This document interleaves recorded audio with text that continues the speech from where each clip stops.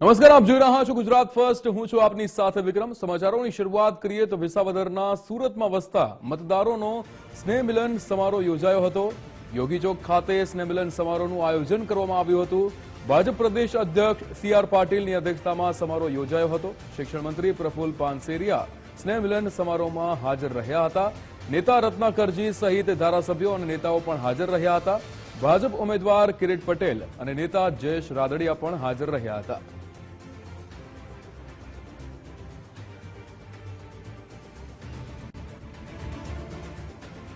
સ્નેહ મિલનમાં ભાજપ પ્રદેશ અધ્યક્ષ સી.આર. પાટીલનું નિવેદન સામે આવ્યું હતું. વિસાવદરની સીટ જીતીને ભાજપના ખોળામાં નાખવાની છે. ભાજપની વિરુદ્ધમાં એક ઉમેદવાર પ્રચાર કરે છે. તેમનો એક નેતા દિલ્હીથી આવ્યો હતો, જે કહેતો હતો કે ગુજરાતમાં અમારી સરકાર બનવાની છે.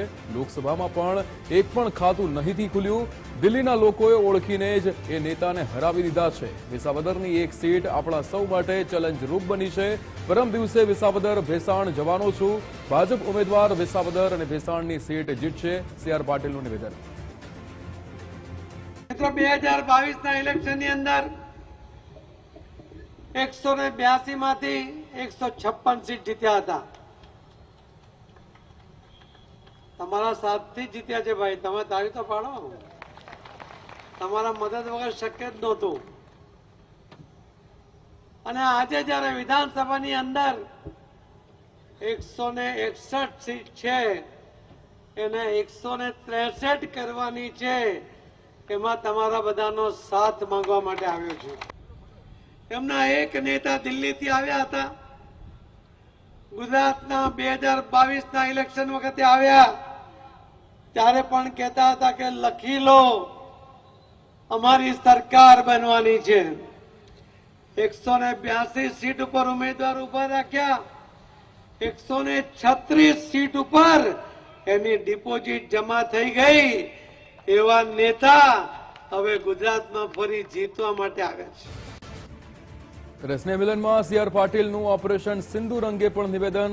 સી.આર. પાટીલે કહ્યું હતું કે 23 મિનિટની અંદર આપણા સૈનિકો પરત આવી ગયા હતા.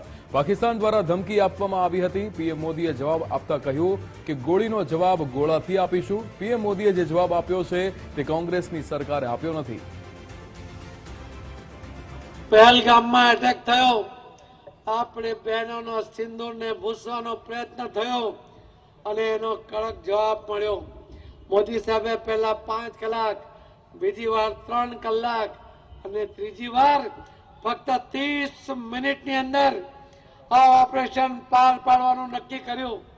મિસાઇલથી હુમલો કર્યો અને 23 કલાકની અંદર આપણા બધા જ સૈનિકો અને વિમાનો સહી સલામત પાછા આવી ગયા. પાકિસ્તાન ઉઠીને આંખ ચોળે એના પહેલા એનો ખાત્મો કરી નાખ્યો. 100થી વધુ આતંકીઓને ત્યાં ઢેર કરી નાખવામાં આવ્યા.